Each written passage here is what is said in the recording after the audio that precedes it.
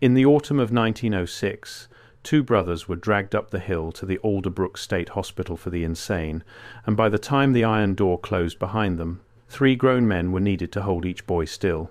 They were 19 years old, identical, farm boys who had never left the county, never sat in a schoolroom past the 3rd grade, never held a book in their lives that was not the family Bible, and yet, on their very first night inside that locked ward, they began to speak. Not gibberish, not the ravings the doctors were expecting to write down. They spoke in long, measured, rhythmic phrases, taking turns, finishing each other's sentences in a tongue that not one person in that entire building had ever heard. The superintendent wrote a single word in his log that night: foreign. It would take 4 months, and a scholar summoned from 300 miles away, to understand what he was truly looking at, because the language those 2 farm boys were speaking was not just foreign, it was older than the Bible itself, and what they were saying should never have existed. Before we go any further, I want you to do one small thing. Somewhere in the comments below, type the word remember, just that one word. Because by the end of this, you are going to understand exactly why that word matters more than any other in this entire story, and I want to know how many of you felt it before I ever said it out loud. Leave it now, while it is fresh. Then come back to me, because we are going all the way back to the beginning.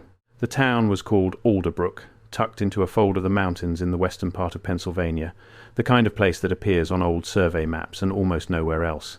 Below the town, along a narrow dirt track that everyone for 3 generations had simply called the Low Road, there was a farm, and above that farm, rising steep and bald against the sky, there was a hill.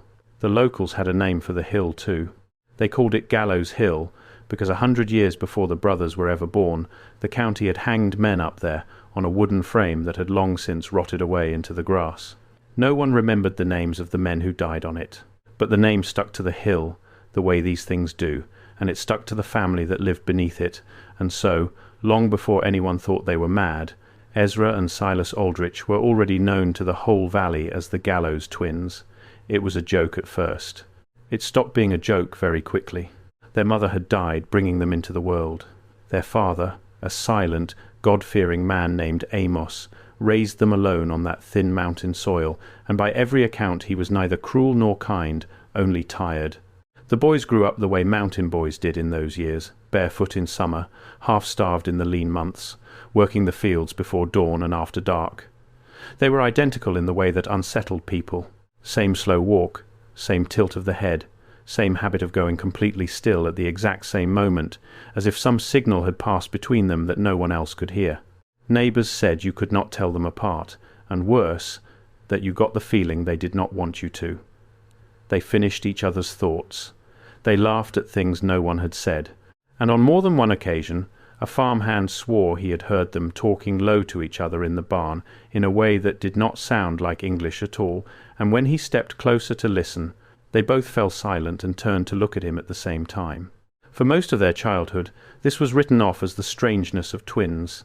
Country people were used to odd, but there was one thing about the Aldrich boys that no one could quite explain away, and it had to do with the dreams. From the time they could talk, both boys had described the same dream, on the same nights, without ever comparing notes: a city of pale stone, towers that caught the light like water, a great flood of red mud rising in the streets, swallowing the towers one by one, and a sound underneath it all, a low humming that Ezra once tried to describe to the schoolteacher, and could only call the sound of the world being turned off.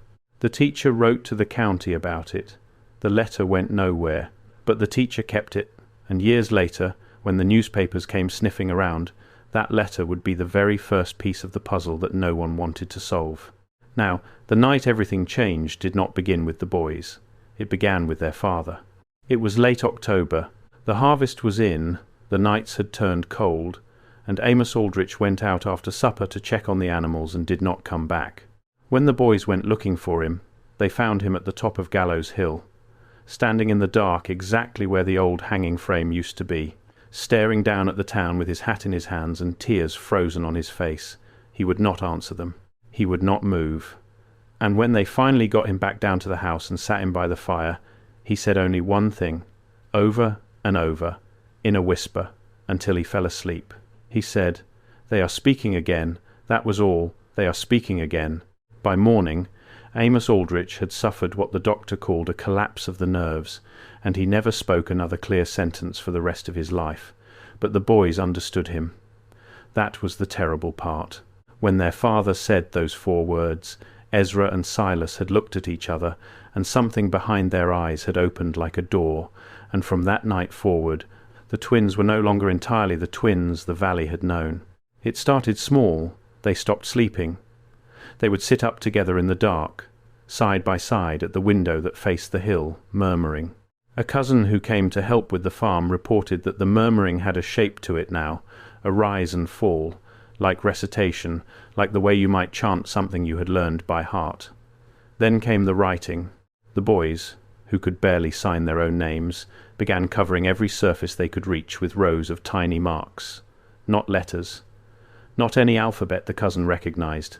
Curved, hooked symbols, stacked in neat columns, filling the barn door, the kitchen table, the inside walls of the smokehouse, hundreds and hundreds of them, all in the same steady hand, both boys writing at once, and never once disagreeing about what came next.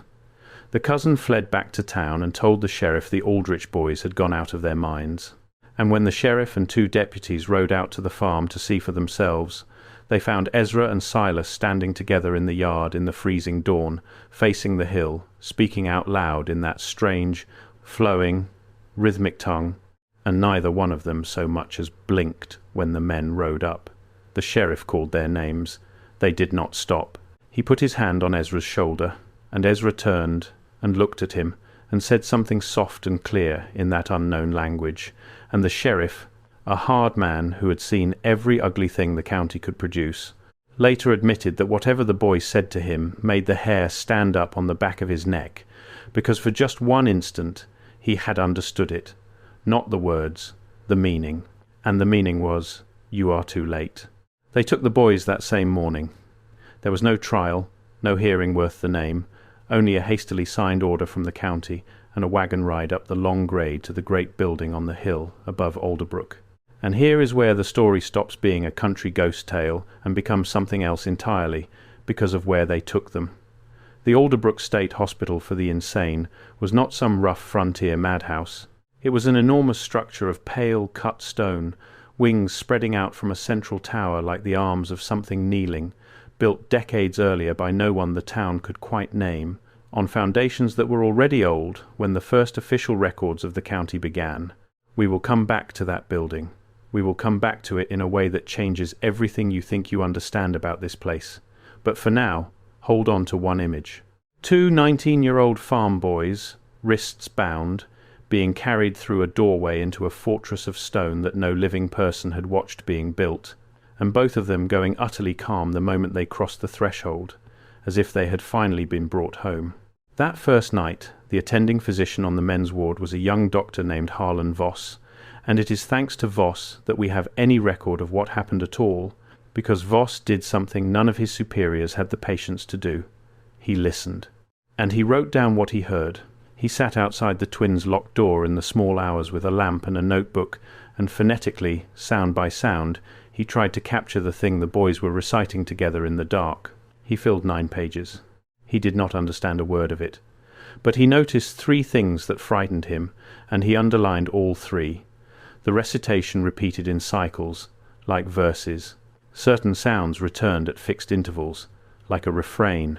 And every so often, both boys would pause at exactly the same instant, in perfect silence, for a count of 40, and then begin again. Voss did not know what he had. He only knew it was not the sound of 2 broken minds. It was the sound of 2 people reading aloud from something neither of them was holding. Before we move on to the next passage, stop for a second. What you just heard about what those 2 boys were chanting in that locked ward is the part that changes everything. But it only makes sense when you see it written out next to the original Ge'ez passage, the watchers' names, the sealed chapter. It's all in the document linked below. Take 5 seconds right now, grab it, and then come back, because what comes next builds directly on it. The link is in the description. QR code is on your screen. For nearly 3 months, nothing was done with Dr. Voss and his 9 pages. The superintendent wanted the boys sedated and forgotten. The other physicians agreed. 2 farm idiots babbling nonsense was not worth the ink, and the ward had real patients, violent ones, men who screamed and men who wept and men who had to be strapped down. The Aldrich twins did none of that. They were, in fact, the quietest patients in the building. They ate what they were given. They did not fight.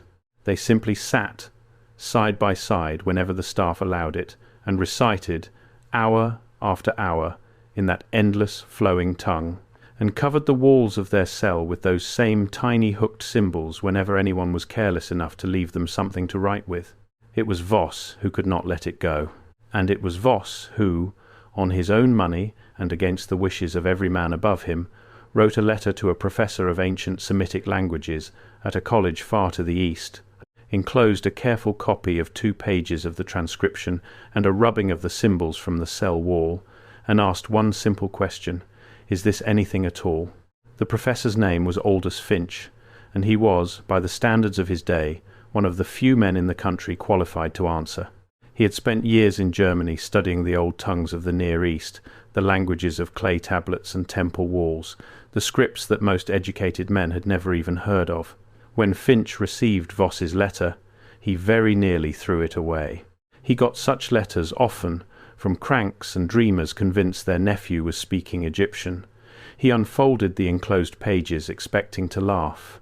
He did not laugh, because the moment his eyes fell on the rubbing of those hooked, stacked symbols, Aldous Finch felt the floor tilt under him, and he sat down very slowly, and he read the whole thing twice, and then he did something he had never done in 20 years of scholarship.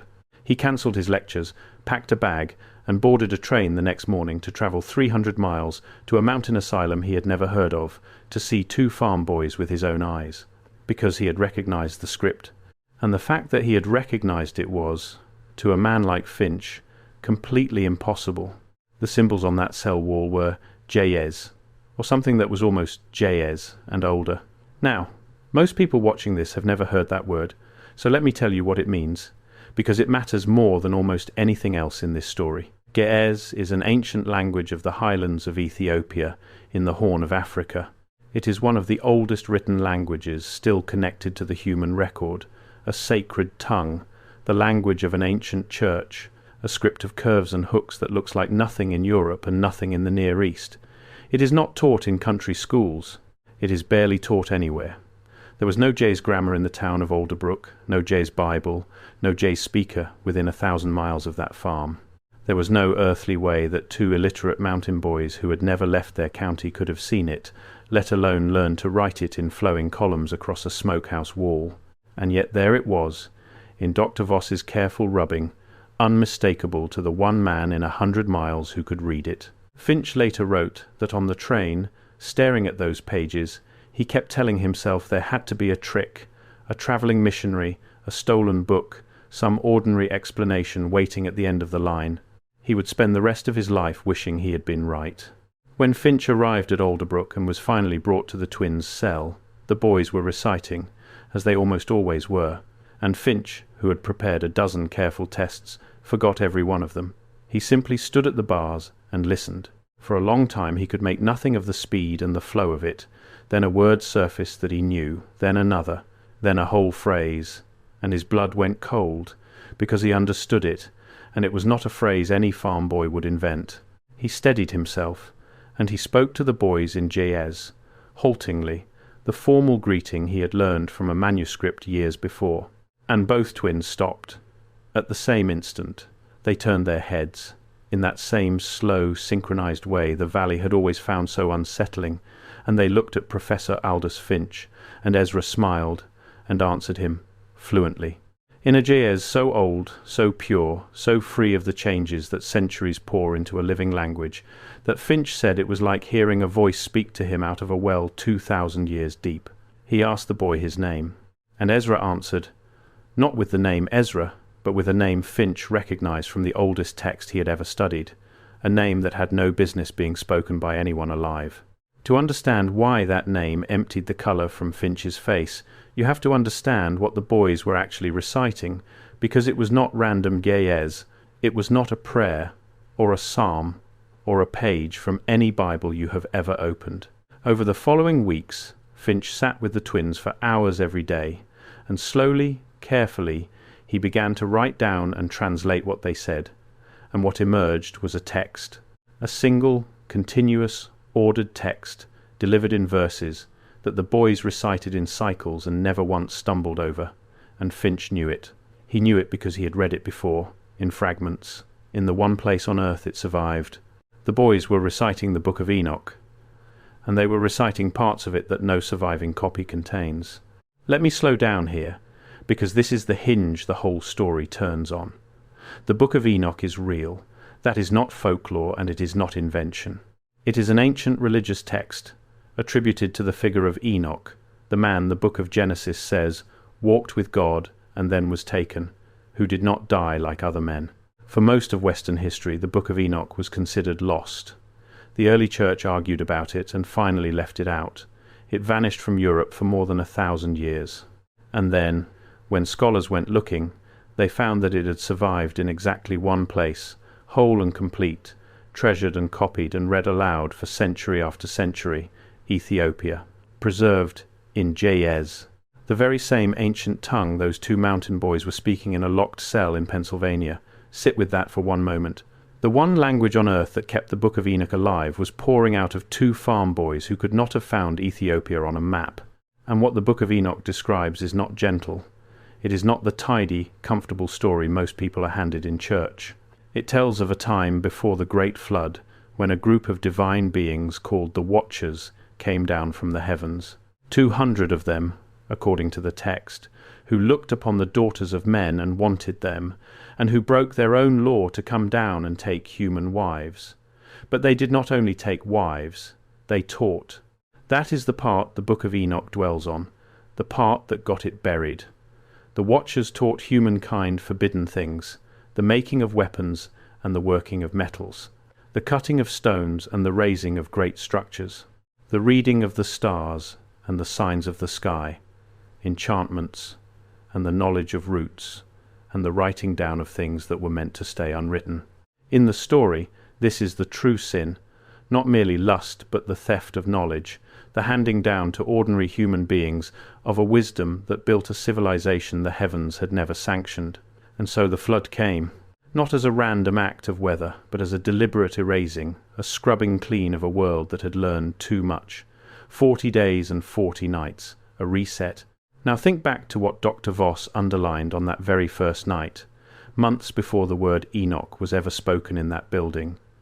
The boys paused, together, in perfect silence, for a count of 40, every time. And think back further, to the dream the twins had shared since childhood, the dream they described before either of them could possibly have heard of any of this. A city of pale stone, towers that caught the light like water, a flood of red mud rising in the streets, swallowing the towers one by one, and a low humming underneath it all, which the boy Ezra could only call the sound of the world being turned off. Two illiterate children, dreaming, in perfect detail, the exact story that the oldest banned book on earth spends its pages trying to tell. That is the moment Aldous Finch stopped looking for a trick. The name Ezra had given, the name that drained the blood from Finch's face, was the name of one of the Watchers. In the Book of Enoch, the Watchers each have names, and each is credited with teaching humankind a particular forbidden art. When Finch asked the boy who he was, Ezra did not say, "I am Ezra Aldrich of Alderbrook." He gave the name of the Watcher said to have taught mankind the cutting and setting of great stones, the raising of walls and towers, the architecture of a vanished age. And when Finch, shaking, turned to the second twin, to Silas, and asked him the same question, Silas gave a different name, the name of the Watcher who taught the signs of the earth, the reading of the ground itself. The boys were not claiming to be mad. They were not even claiming to be themselves. They spoke, calmly and consistently, day after day, as though they were carrying something, as though two very old voices were using two young mouths to finish a recitation that had been interrupted a very long time ago.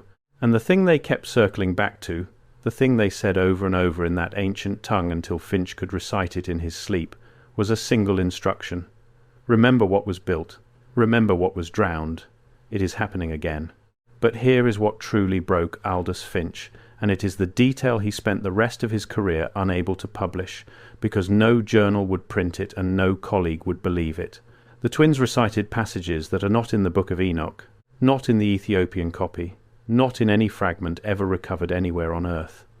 Finch knew the surviving text cold, every chapter, every gap where scholars believe pages were lost, and the boys filled those gaps, seamlessly, in the same verse structure, the same ancient tongue, the same voice. They recited whole sections that fit the missing places perfectly, as though the boys were reading from a complete copy that no scholar had held in over 1,000 years. One of those sections became known, in Finch's private papers, simply as the sealed chapter. In it, the Watchers do not only teach mankind the making of weapons and the cutting of stone, they teach one final thing, held back until the end, described as the greatest gift and the greatest crime of all. They teach human beings how to build a thing that would let a memory survive a flood, a way to write a civilization into something that the water could not reach and the reset could not erase. And the sealed chapter says, plainly, that they succeeded, that the memory was hidden, that it was not destroyed with the rest, and that it would surface again, at the appointed time, in the mouths of those chosen to carry it, whether they understood it or not. Finch asked the boys, directly, where the memory had been hidden, and both twins answered the same way, at the same moment, in that synchronized voice that never stopped unsettling everyone who heard it. They said it was hidden in the blood. They said it passed from body to body, sleeping, generation after generation, waiting for the ground to shake and the towers to fall, and that when the old world began to end again, it would wake. They said their father had felt it wake in them. They said that was what he meant, standing on Gallows Hill with tears frozen to his face, when he whispered that they are speaking again. And then Ezra leaned close to the bars, and he looked at Finch with those calm, ancient eyes, and he said something that Finch wrote down in trembling handwriting and underlined 3 times. He said, "You are one of us, and you have forgotten, and that is why they let you keep your books. That is why they let you study the old tongues, and travel, and learn, because a scholar who has forgotten is no danger to anyone. It is only when you remember that they come for you." And Finch, sitting in that cold stone building, 300 miles from home, surrounded by the recitation of a language that should not have been in that room, felt something in his own chest that he could not name, something that felt horribly like recognition. Now, at this point in any honest telling, you have to ask the obvious question. Where is the proof? Where are the 9 pages? Where are Finch's translations, his letters, the rubbings from the cell wall, the superintendent's log with the single word foreign written on that first cold night? And this is where the story takes the turn that has kept it alive in whispers for more than a century, because the answer is that almost all of it is gone, not lost, gone, removed. When researchers first tried to track down the Alderbrook records in the decades that followed, they found that the hospital's admission ledgers for the whole of 1906 had a gap in them, not a missing volume. A gap. Pages cut out cleanly with a blade, in the exact stretch of dates when 2 brothers named Aldrich would have been admitted. The county order committing the boys, which by law should have been filed and preserved forever, was simply not there, and the clerk's index that should have listed it had been amended, the line scraped and written over. Dr. Harlan Voss, the one man who wrote everything down, resigned his post at Alderbrook that same winter, abruptly, without explanation, and left the state. His notebook, the 9 pages and everything after, was never found among his effects. And Aldous Finch, the professor who had recognized the impossible, returned to his college a changed man, quiet and watchful, and though he lived another 20 years, he published not a single word about the 2 boys who spoke a language older than the Bible.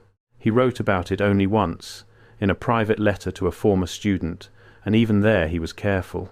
He wrote, "I have seen the thing our whole discipline exists to keep buried, and I have decided that our discipline is right. Some doors are locked from the outside for a reason. I am sorry I ever found the key."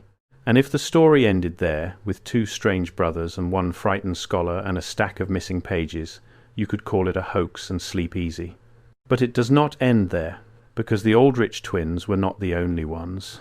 Once you know what to look for, once you know the shape of the thing, you start finding it everywhere in the records of those years, tucked into asylum ledgers and orphanage files, and the yellowed columns of country newspapers all across the continent. Children, almost always children, speaking languages no one could place, describing cities of pale stone, drawing the same hooked symbols, pausing in their recitations for a silent count of 40, and nearly all of them committed, quietly, to great stone institutions on hills above small towns, in the same handful of years on either side of 1900. There was a girl in Ohio, admitted to a state hospital at the age of 11, who filled her cell with a script that a visiting minister identified as resembling ancient Aramaic, and who told the matron, in plain English on her final day of speech, that the ground under the city was hollow and full of the drowned. There were 2 sisters in Kansas, taken in off one of the orphan trains that carried tens of thousands of Eastern children out into the country in those decades, who spoke to each other in a private tongue that a schoolmaster swore contained words of no European origin, and who both drew, independently, the same image over and over, a tower cut in half by a rising line of mud. There was a boy in the mountains of the Carolinas who could recite flawlessly long passages in a language a college man identified as an archaic form of Hebrew, a boy whose family could not read at all. Each case on its own is a curiosity, the kind of thing that made a good story for a winter evening and was then forgotten. But laid side by side, dozens of them, spread across a whole continent among children who could never have met, they stop being curiosities.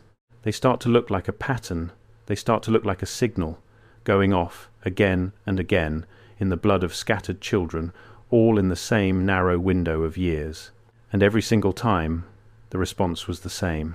The child was removed from the world and shut inside a building of old stone, as though someone, somewhere, knew exactly what the signal meant and had already built the places to contain it. This is the part of the story that the Fear Tartaria community has circled for years, because it fits a pattern they had already been tracing from an entirely different direction. Consider the orphan trains themselves. Between the 1850s and the 1920s, something on the order of 200,000 children were gathered up out of the eastern cities and shipped west on trains, handed out at station platforms to whoever would take them, their origins erased, their records thin to non-existent. The official history says these were the poor, the abandoned, the surplus children of crowded slums. But researchers in this space have long asked a harder question. Where did that staggering number of parentless children actually come from? Why are so many of their histories simply blank? And why does the great wave of these unaccounted-for children line up so precisely with the same years when the strange committals begin, the same years when so many enormous, ornate, impossibly advanced buildings were being quietly explained away as recent construction?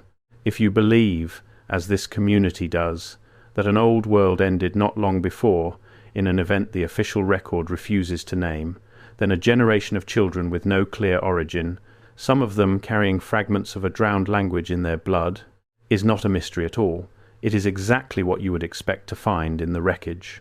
Which brings us back, as I promised it would, to the building itself, the Alderbrook State Hospital for the Insane, because the more you look at that structure, the stranger the whole affair becomes, and the harder it is to hold on to the comfortable version of events.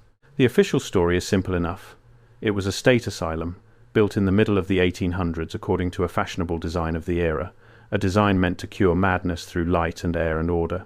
And it is true that thousands of these enormous institutions went up across the country in a remarkably short span of years, each one a colossal palace of stone and brick, with soaring central towers and long symmetrical wings, ceilings 20 feet high, corridors that ran for a quarter mile, ornamental ironwork and carved facades and vaulted ceilings that would shame a cathedral. We are told a young and cash-poor country, still mostly farms and dirt roads, built hundreds of these titanic structures, from scratch in a couple of generations, to house the insane. And most people never think to question it, because we were taught not to. But stand in front of one of them, as the researchers in this field urge you to do, and let yourself actually see it. The scale is wrong, the craftsmanship is wrong, the sheer quantity of them is wrong. These are buildings that would take a modern city, with modern machines, years and fortunes to reproduce, and we are asked to believe they were thrown up as county mental wards by a nation that could barely keep its roads from washing out. The Fear Tartaria reading is that many of these structures were never built as asylums at all, that they are older than the records claim, survivors of that vanished world of pale stone, repurposed after the reset, their true origins papered over with tidy dates and forgotten architects, and that their new function, the housing of the mad, was in many cases a convenient cover for something else, a place to put the people who did not fit the new story, a place to put the ones who remembered. Now hold that idea next to what the twins said, and feel it lock into place. Two boys, carrying the memory of the drowned world in their blood, are taken from a farm and carried, calm and unresisting, across the threshold of an ancient stone structure that predates the town below it. And the moment they enter, they go quiet with something that looked, to every witness, like relief, like recognition, like coming home. Finch noted it and could not explain it, but it makes a terrible kind of sense if the building was not a prison to them but a landmark, a thing they knew, a piece of the old world still standing in the new one. And it makes an even more terrible kind of sense if the people who ran that building understood, at some level buried under a century of official forgetting, exactly what the place was for. Consider the architecture of the wards themselves, the isolation, the thick stone, the deep foundations, the distance from the town. Everything about these institutions is designed to keep something contained and to keep the world outside from hearing it. We are told that something was madness, but what if, in a handful of cases, in a handful of these fortresses on their lonely hills, the thing being contained was not madness at all? What if it was memory? What if it was a language? What if the whole vast archipelago of stone asylums that went up across the land in those years was, in part, a system, a net, cast wide, to catch the children in whom the old world was waking, and to hold them, far from anyone who might listen and understand, until the dangerous knowledge in their blood went quiet again? There is one more thread here that Aldous Finch pulled, near the end, and it led him somewhere that frightened him worse than anything the boys had said. He began to ask why the Book of Enoch had been buried in the first place. Not lost, buried. Because the more he studied it, the clearer it became that the disappearance of that text from the Western world was not an accident of time. It was a decision. In the early centuries of the Church, the Book of Enoch was read, quoted, and honoured. It is quoted directly in the New Testament itself, in the letter of Jude, treated as scripture by the very hands that shaped the Bible we know. And then, over the course of a few short centuries, it was pushed out, condemned, left off the lists, declared unfit, and the men who did the pushing did not merely ignore it. Some of them warned against it, in language that Finch found chilling once he knew what the boys in Alderbrook were reciting. Chief among them was Jerome, the great scholar who gave the Western Church its Latin Bible, a man who read more of the ancient texts than almost anyone of his age. Jerome knew the Book of Enoch, and Jerome moved deliberately to keep it out. In his own letters he dismissed it as apocryphal, as unreliable, as a thing the faithful should set aside and not trouble themselves with. On the surface, this is ordinary church business, the sorting of texts that went on for centuries. But read it with the twins in your ear, and Jerome's warning takes on another shape entirely. Here was a man with access to the oldest knowledge, deliberately steering an entire civilization away from a single book. A book that describes a lost world of forbidden wisdom. A book that describes a great erasing flood. A book that says, in the passages the twins recited and no surviving copy contains, that the memory of that world was hidden in the blood to survive the reset and would one day surface again. Finch came to believe that Jerome had not dismissed the Book of Enoch because it was false. He came to believe Jerome dismissed it precisely because some part of it was true and dangerous and better left where most people would never look. Lock the door from the outside. Tell everyone there was never anything behind it. And for well over 1,000 years it worked.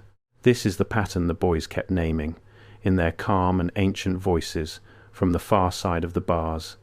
A world that ends. A memory that is hidden so it can survive the ending. And then, on the other side, a careful, patient, deliberate forgetting, enforced from above, generation after generation, so that the survivors and their descendants would never piece together what had happened to them. The banning of the book was part of the forgetting. The rewriting of the histories was part of the forgetting. and, if the twins and the community that studies them are to be believed, the great stone asylums on their lonely hills were part of the forgetting too, the last and most physical part, the net that caught the ones in whom the memory refused to stay buried. Ezra said it to Finch in the plainest words he ever used. He said, "They did not have to kill us. They only had to make sure no one would believe us, and then put us somewhere no one would hear. Everything else, the whole machine of it, exists to keep you from remembering that you already know." So, what happened to Ezra and Silas Aldrich? That is the question everyone asks once they have heard this far, and it is the hardest part of the story to answer, because the records that would tell us are exactly the records that were cut out with a blade. But the fragments that survive, gathered from the memories of former staff and the letters of the few who cared, sketch an ending that is somehow worse than a simple tragedy. It begins with the sedation. Somewhere in the deep of that first winter, over the objections of Dr. Voss, and long after Finch had fled back east, the superintendent gave the order the other physicians had wanted from the start. The twins were to be quieted. Heavily. The recitation was to stop. And for a time, it did. The staff who were there described a sudden, unnatural silence falling over that end of the ward, the first silence in months. The boys, dosed and dull, stopped speaking. They stopped writing. They sat where they were put and stared at nothing. 2 young men emptied out, and the attendants, who had grown used to the endless ancient murmuring, found that they could not sleep for the quiet of it. But the silence did not hold, because the twins, it turned out, did not need to speak the language for the language to keep working through them. First it was the writing that returned, the tiny hooked symbols appearing again, scratched now into the very stone of the cell wall with fingernails worn down to bleeding, because they had been given nothing else to write with and could not stop. Then, one by one, in the dead hours before dawn, the recitations came back, thick and slurred through the drugs, both boys forcing the verses out past everything that had been done to keep them in. And the staff reported that as the winter deepened, the 2 recitations, which had always run in perfect unison, began to drift apart.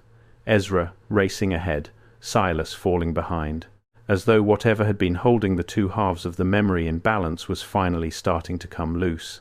And then, on a night in the last week of that winter, it ended. The details we have are thin and come second-hand, but they agree on the essentials. Sometime in the small hours, every witness in that wing of the building was woken by the twins, both of them, reciting at the top of their lungs, no longer slurred, no longer drifting, but clear and strong and perfectly synchronized again, louder than they had ever been, as though for one final night the drugs had simply stopped mattering. The night attendant ran for the ward. He said that as he came down the long stone corridor, the recitation rose to a kind of shout, 2 voices as one, and then broke off, together, in the middle of a verse.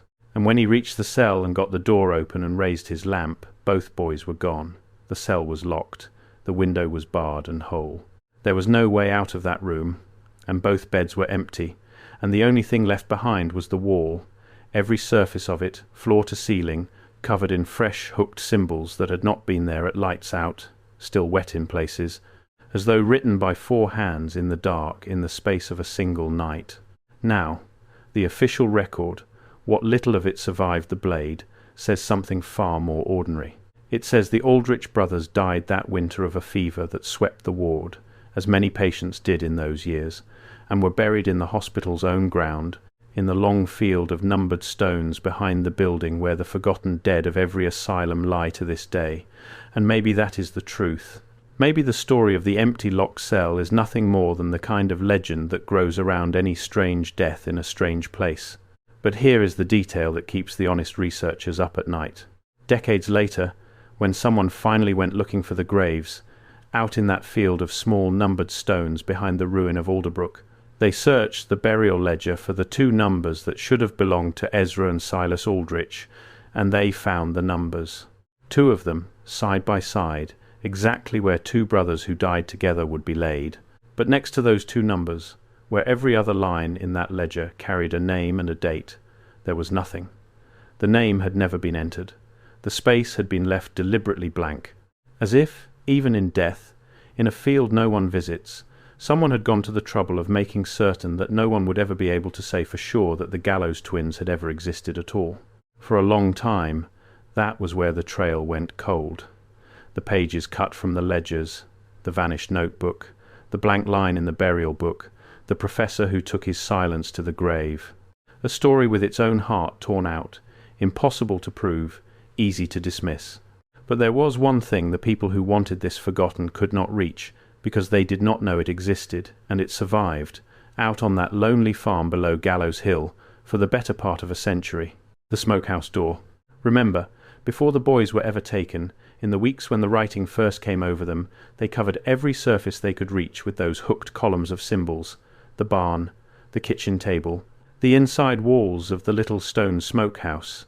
And when the sheriff took the twins, no one thought to scrub any of it. The father was broken and mute. The farm was abandoned. The buildings sagged and the roofs fell in, and the valley did its slow work of forgetting. Trows, but the smokehouse was built of stone, and its heavy door was built of thick old oak, and it was on the inside of that door, sheltered from the weather, that a full panel of the boy's writing survived, cut deep into the wood, for nearly 90 years. It was found by accident, in the 1990s, by a man clearing the old Aldrich parcel who had never heard a word of the story, and who nearly used the door for firewood before he noticed the carving and thought it strange enough to photograph. Those photographs are the one solid, physical thing this entire account can point to. And when they eventually found their way to people who could read what they showed, the verdict was the same one Aldous Finch had reached in a cold cell almost a century before. The script was Gez, or something very close to it, older than it should be, written in a confident, fluent hand. And the passage carved into that smokehouse door, painstakingly translated, was not a random fragment. It was the opening of the sealed chapter, the part that no surviving copy of the Book of Enoch contains, the part about the final gift of the Watchers, the building of a thing that could carry a memory across a flood.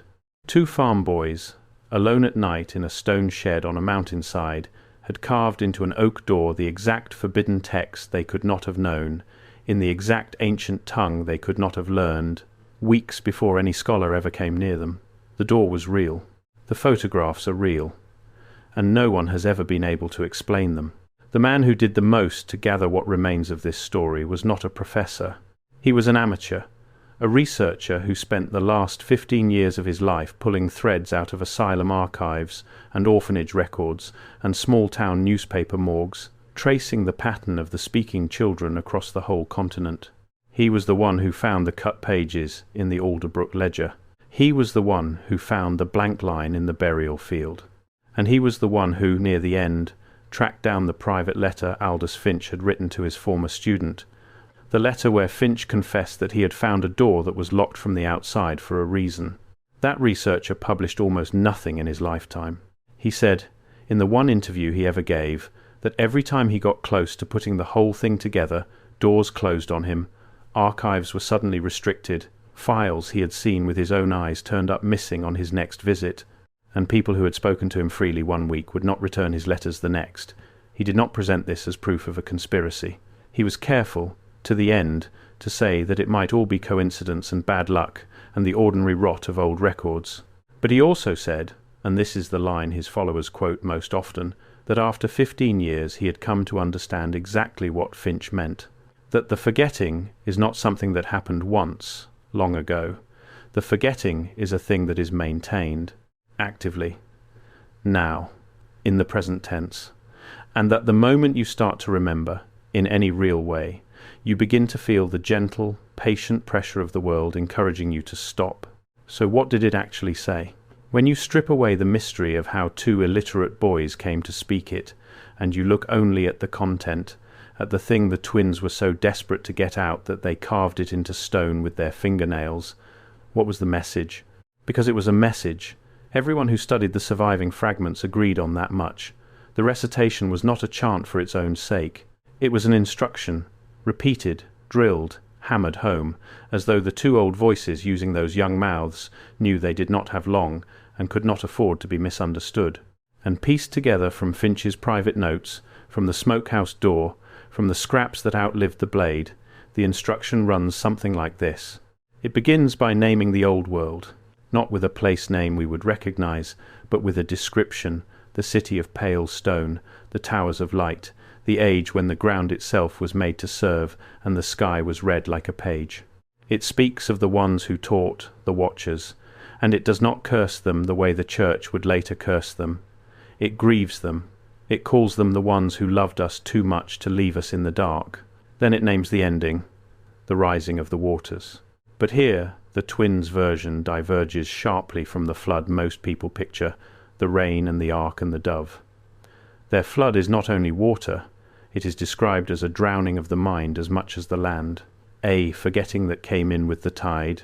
The verses say that the worst of it was not that the towers fell, but that afterward the survivors could not remember that the towers had ever stood, and that this forgetting was itself the true flood, deliberate, engineered, poured into the survivors like the water was poured over the land. And then, at the heart of it, the sealed chapter, the final gift. The watchers, knowing the end was coming, took the memory of everything, the whole knowledge of the old world, and they did not carve it into stone, because stone can be broken, and they did not write it in a book, because books can be burned. They hid it in the one vault that a flood cannot reach, and a fire cannot touch, and a council of frightened men cannot ban. They hid it in the living line, in the blood, in us. And the instruction ends with a promise and a warning braided together, and it is the part the twins return to more than any other, the part carved deepest into the smokehouse door. It says that the memory sleeps, and that it wakes only when the pattern comes around again, when the ground shakes and the towers of the new world begin to lean, and the same old drowning gathers itself for another rising. It says that in those days the memory will surface, in scattered ones, in children mostly, who will speak in a tongue they never learned and grieve for a home they never saw.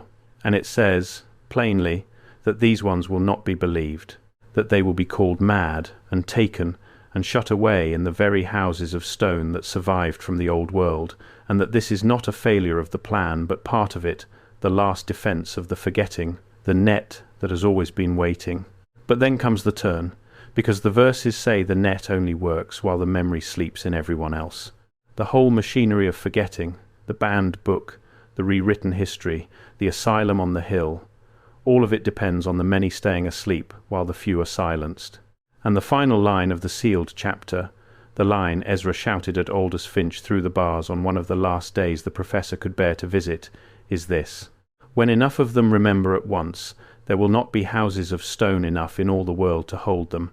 Remember, and you cannot be contained. That is the whole of it. That is what 2 farm boys died trying to say. Now, I owe you the other side of this, because if I only give you the version that raises the hair on your arms, I am doing to you exactly what the story warns against. So let me be the skeptic for a moment, honestly, and give the boring explanation its full weight. There is a real medical phenomenon behind stories like this, and it has a name. It is called xenoglossy, the sudden apparent ability to speak an unlearned language, and every serious case ever examined has eventually cracked under scrutiny. People absorb far more than they realize. A travelling preacher, a hired hand who had sailed the world, a stack of missionary pamphlets in a language nobody thought to check, a grandmother who once served in a foreign household and hummed old songs over a cradle. The human mind is a sponge and a liar, and it can hand back, years later, in a fever, fragments it swallowed whole and never consciously noticed. And asylums in that era were places of horror and confusion, where records were sloppy, rumours were rampant, and a strange death could grow a dozen impossible legends before the body was even cold. The empty locked cell, the wet symbols, the blank line in the burial book, every one of those details is exactly the kind of thing that legend adds later, and no one can ever disprove. That is the honest counterweight, and you should hold it. But hold this against it too, because the skeptic's case has a seam in it, and the seam is the language itself. Xenoglossy cases fall apart because the language always turns out to be something the person could plausibly have brushed against. A European tongue. A trade language. Something that moved through the world where they lived. Ge'ez did not move through the mountains of Pennsylvania. Ge'ez, in 1906, was known to perhaps a handful of specialists on an entire continent, locked away in the manuscript rooms of a few great universities, tied to a church half a world away. There was no plausible carrier, no missionary from the Ethiopian highlands wandering the Alleghenies, no pamphlets, no sailor, and even if, by some miracle, the boys had encountered a fragment of it, the skeptic still has to explain the sealed chapter, the passages that are not in any surviving copy, because you cannot unconsciously absorb a text that does not exist in the world to be absorbed. You cannot echo back a page that no living person has read in 1,000 years. That is the wall the ordinary explanation keeps running into, and it is the reason this story has never quite died, no matter how many times better men than me have tried to bury it. The boring answer explains almost everything. It just cannot explain the one thing that matters most. And it did not stop in 1906.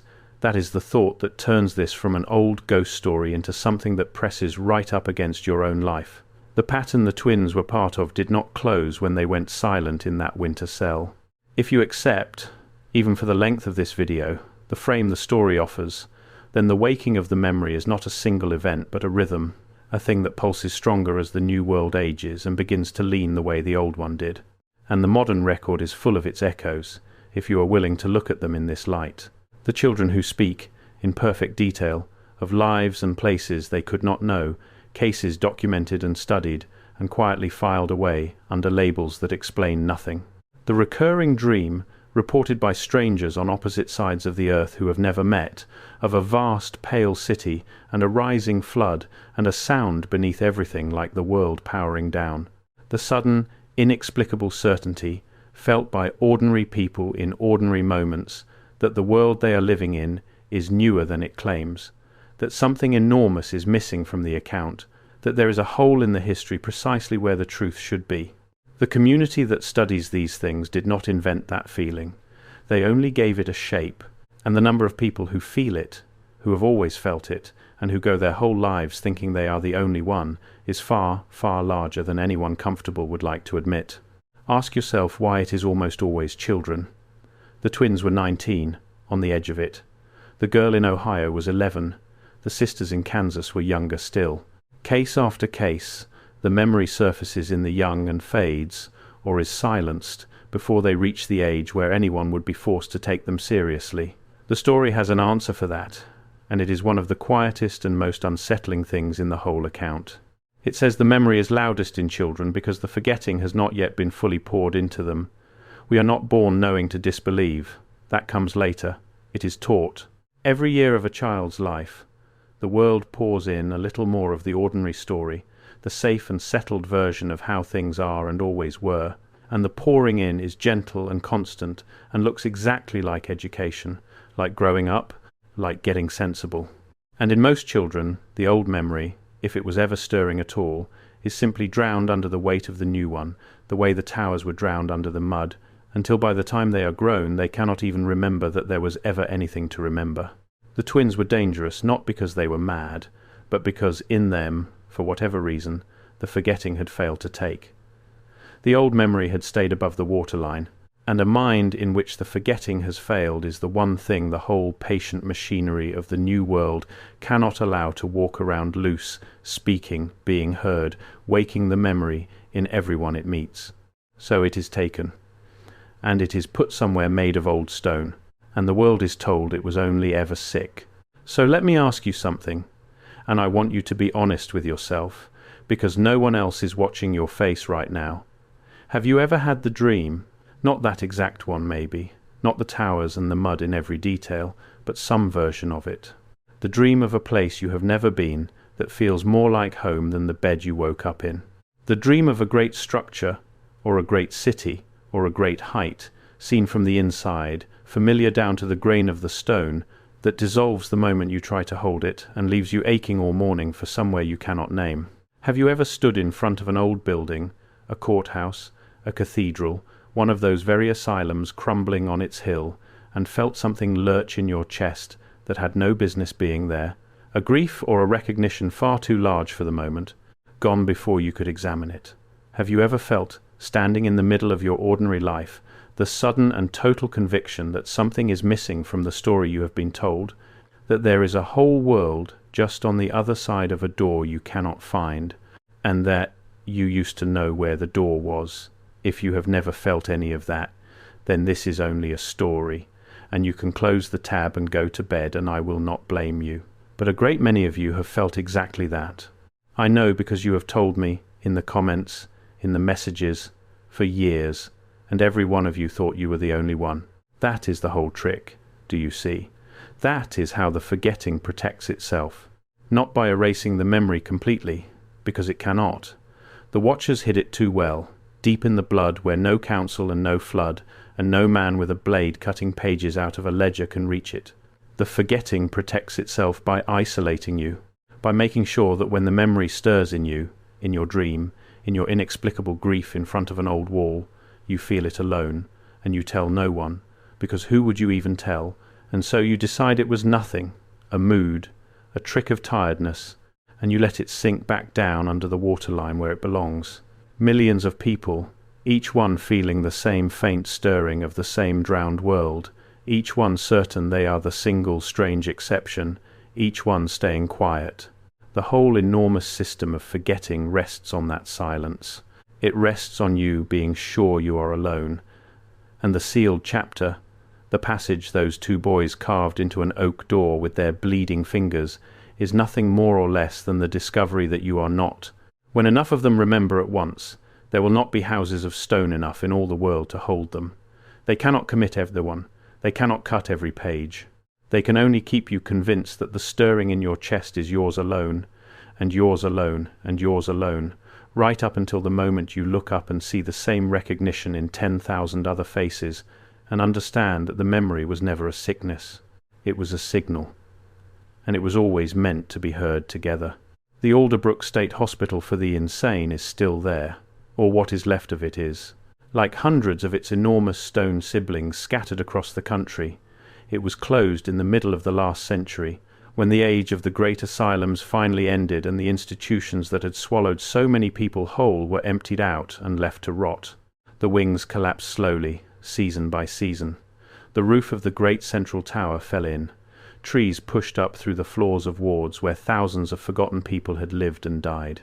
And for decades the ruins simply sat there above the town, too vast and too expensive to tear down, fenced off and posted with warnings, sinking back into the mountain that it had always seemed, somehow, to have grown out of rather than been built upon.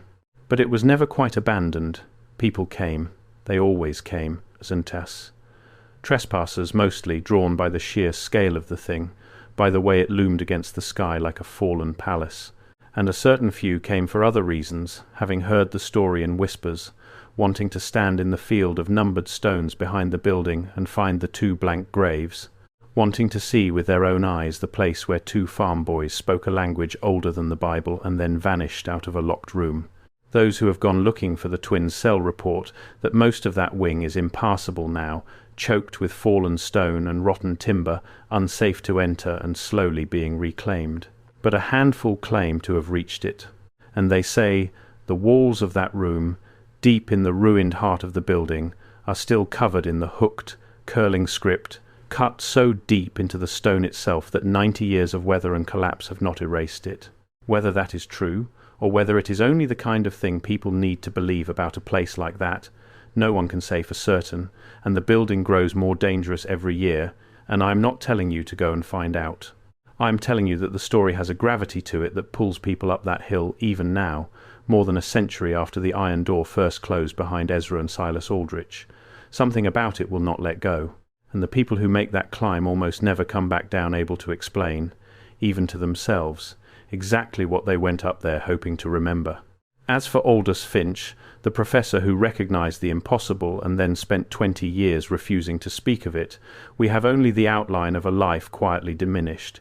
He kept his post, he taught his classes. He grew old and careful and increasingly withdrawn, a man who had, by every account, seen something that hollowed out the centre of him. He never married. He published nothing of note again. And when he died, the private papers his family found included a locked box, and inside the box were the things he had carried away from Alderbrook and never shown a living soul. Copies of his translations, his own transcription of the sealed chapter, and a single sheet, written in his hand near the very end, that reads less like a scholar's note than like a confession or a prayer. On it, Finch had written that he believed the boys, that he had always believed them from the first hour, and that his whole career after that was a performance of disbelief he put on so that he would be left alone. He wrote that he had felt the memory stir in himself, in that cell, when Ezra told him he was one of them and had forgotten, and that the great work of his remaining years had been to push it back down, because he had looked at what it would cost to remember, and he had not been brave enough to pay it. The last line on the sheet is the one that has passed into legend among the people who keep this story alive. Finch wrote, "They were not the sick ones in that building. We were. They had woken up, and we had them committed for it, and God forgive me, I helped hold the door." Step back now, all the way back, and look at the shape of the whole thing at once, because that is where the real weight of it lives. On its own, each piece can be argued away, and I have argued them away for you myself, honestly, one by one. Two odd brothers who probably absorbed a language from somewhere no one bothered to check, a frightened scholar who read too much into a coincidence, a crumbling asylum that inspires the same legends every crumbling asylum inspires, missing pages that were probably just lost, blank graves that were probably just clerical laziness, a smokehouse door that some clever hoaxer could conceivably have carved and planted for reasons of his own. Pull any single thread, and it comes loose in your hand. But that is exactly what the story predicts. That is the mechanism it describes. The forgetting does not work by hiding a single enormous secret behind a single enormous lie, because a single enormous lie can be found and exposed. It works by scattering the truth into 1,000 small pieces, each one flimsy enough to dismiss alone, and by making certain that no one is ever encouraged to lay all the pieces side by side on the same table at the same time and simply look at the pattern they make. A banned book here, a committed child there, a palace of stone explained away as a county workhouse, a generation of orphans with no origin, a recurring dream in a stranger on the far side of the world. Each one is nothing. All of them together are a map. And the whole art of the forgetting is keeping you from ever seeing more than one corner of that map at once. That is why a story like this matters, even to the person who watches it, shrugs, and decides in the end that it is only a story. Because the act of laying the pieces side by side, of refusing for 1 hour to look away, of taking the strange thing seriously enough to feel it in your chest before you reason it back into its box, that act is the whole of what the twins were asking for. They did not ask to be believed absolutely. They did not hand out proof, because proof was the one thing the forgetting had already taken from them. They asked only to be remembered, to put one more piece on the table, to make the map a little more complete for whoever came next and was brave enough to look. And every person who hears their names, Ezra and Silas Aldrich, the Gallows twins of Alderbrook, and holds the impossibility of them in mind for even a moment before setting it down, has done a small thing that the whole patient machinery of forgetting was built to prevent. You have refused, for 1 hour, to be sure that you are alone, and whether any word of this is true, whether there was ever an old world of pale stone, or a memory hidden in the blood, or a net of asylums cast across a continent to catch the ones who woke, the refusal itself is real, and it is yours, and no one can commit you for it, or cut it out of a ledger with a blade. You felt something. Sit with that. Do not let the morning pour it back under. There is one voice in all of this that has stayed strangely quiet, and I want to give it back before we finish, because he deserves it. Silas, the second twin. In almost every account that survives, it is Ezra who speaks to Finch, Ezra who names himself, Ezra who shouts the warning through the bars. Silas is the shadow at his brother's shoulder, the one who fell behind in the recitation when the drugs began to pull the two halves apart. But there is a single fragment, buried in Finch's private notes, that belongs to Silas alone, and it is perhaps the most human thing in this entire strange story. Late in the professor's visits, on a day when Ezra had gone silent and would not be roused, Finch sat with Silas by himself, and Silas, in that ancient tongue, said something that had nothing of the grand and terrible prophecy about it at all. He asked a question. He asked, in the language older than the Bible, whether the professor thought their father was warm, whether someone had remembered to bring wood up to the house on the low road, because the nights were turning, and their father did not do well in the cold, and there was no one left to see to him now, Finch wrote that the question undid him more completely than any prophecy could have, because in that moment the whole architecture of the mystery fell away, and what was left was simply a boy, 19 years old, locked in a stone cell far from home, worried in the depth of winter about whether his broken father was cold. The two things sat inside Silas at the same time and did not cancel each other out. He carried the memory of a drowned world, and the names of the watchers and the sealed chapter no living scholar had read, and he also carried the plain, aching love of a mountain boy for the ruined man who had raised him. That is the detail that has always convinced me, more than the ge'ez, more than the missing pages, more than the locked and empty cell. Not because it proves anything, it proves nothing. But a hoax does not think to make its impossible prophet ask, quietly, whether his father is warm. Grief remembers things like that. Love remembers things like that. And whatever else Ezra and Silas Aldrich were, whatever was speaking through them, underneath it there were two brothers who had lost their mother at birth and their father to the cold on Gallows Hill, and who went to their strange end, still turned, at the last, toward home. Finch never learned whether anyone brought wood up to that house. Amos Aldrich died a few years later, mute, alone, and untended, in the same valley where his sons had dreamed the same dream on the same night since before they could speak. No one wrote down his last words. If he had any, there was no one left who could have understood them. Which brings me back to the one word I asked you to leave, all the way at the beginning, before you knew a single thing about any of this. Remember.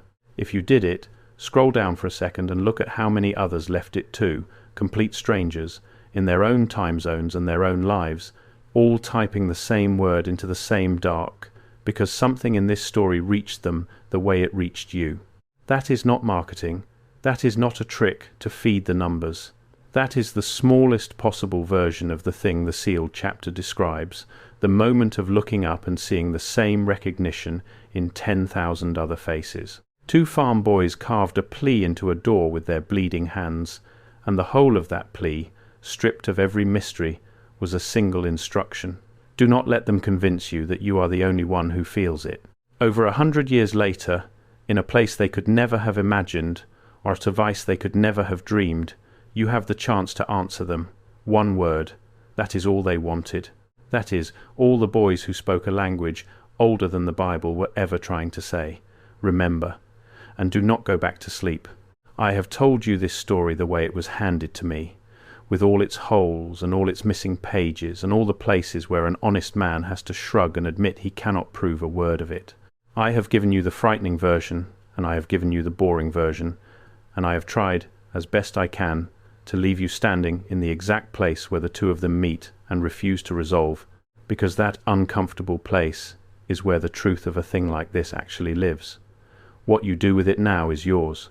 You can decide the Gallows twins were two sad, sick boys who died young in a cruel institution, and that everything after is the way grief and time and imagination dress up a simple tragedy until it looks like a revelation. That is a reasonable thing to decide, and you may well be right. Or you can decide that two 19-year-old farm boys who had never left their county somehow spoke and wrote a sacred language from the far side of the world, recited passages of a banned book that no living person had read in 1,000 years, and were quietly erased from the record by hands that did not want the rest of us to hear them. And if you decide that, then the ache you feel standing in front of old stone, and the dream of the drowned city, and the certainty that something enormous is missing from the story, all of it stops being a private strangeness and becomes something you share with more people than you could ever count. I am not going to tell you which one to believe. I do not think that is my job, and honestly, I do not think the boys would have wanted me to. All I will do is leave you with the last thing Ezra Aldrich is said to have spoken in that ancient tongue on the final night before both twins broke off together in the middle of a verse and were gone. Translated, it was very short. He said, "The water is rising again, and this time we are awake. Make of that whatever you need to." If this reached something in you, if you felt even one cold thread of recognition run through you while you listened, then stay with me on this channel, because we are going to keep laying the pieces on the table, one at a time, for as long as it takes to see the whole map. Do not subscribe out of habit. Subscribe because you would rather not do the remembering alone. That is the only reason that has ever mattered, and it is the reason the boys carved a plea into an oak door instead of simply letting the whole thing sink quietly beneath the water with the rest of the old world. They could have gone silent and been spared a great deal. They chose, instead, to leave a mark for a stranger they would never meet, in the hope that the stranger would carry it a little further down the line. You are that stranger now. What you do with the mark is the only part of this story that has not been written yet. And I will see you at the next piece.